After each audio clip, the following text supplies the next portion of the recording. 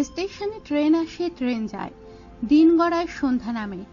ওরাও আসেন, আবছা জায়গা দেখে ফাঁকা বেঞ্চে বসেন, শরীরী ভাষায় খদ্দেরদের ডাকেন।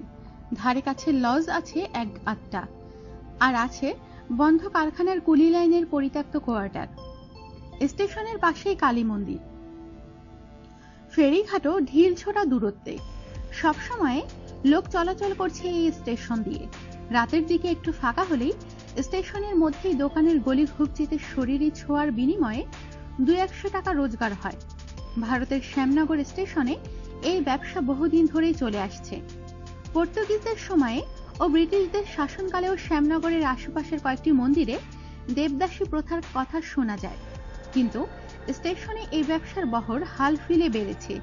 নিত্যযাত্রীদের অনেকের বক্তব্য, স্টেশন থেকে খদ্দের ধরে কাছাকাছি লজ বা ভাড়া করা ঘরগুলোতে দেহ ব্যবসা চলত এক সময়।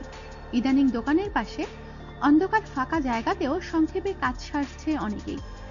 অধিকাংশই মাঝবয়সী যৌনকর্মী। খদ্দেররা বিভিন্ন বয়সের, স্কুল পড়ুয়া থেকে বৃদ্ধ।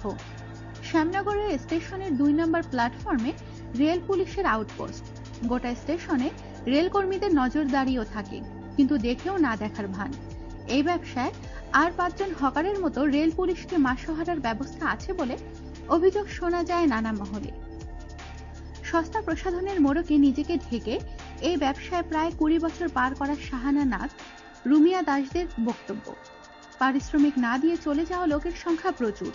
খোলা রাস্তায় দাঁড়িয়ে চিৎকার করলেও কেউ আমাদের পাশে দাঁড়াবে না, উল্টো চরিত্রের দিকে আঙুল তুলবে।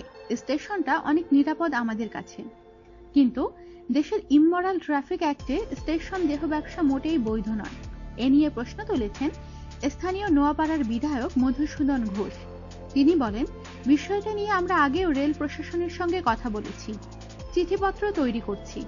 অনেকের রুটি রুজির প্রশ্ন জড়িয়ে আছে, যেমন তেমনি অস্বাস্থ্যকর পরিবেশ তৈরি হচ্ছে। এটা বন্ধ হওয়া দরকার। স্থানীয় মানবাধিকার কর্মী বিষ্ণুপ্রিয়া ঘোষ বলেন, রোজগারের জন্য এরা স্টেশনকে বেছে নিয়েছেন, কিন্তু জায়গাটা যে এই কাজের জন্য নয় তা বোঝানোর দায়টা প্রশাসনের। আমাদের সাথেই থাকুন, সাবস্ক্রাইব করুন।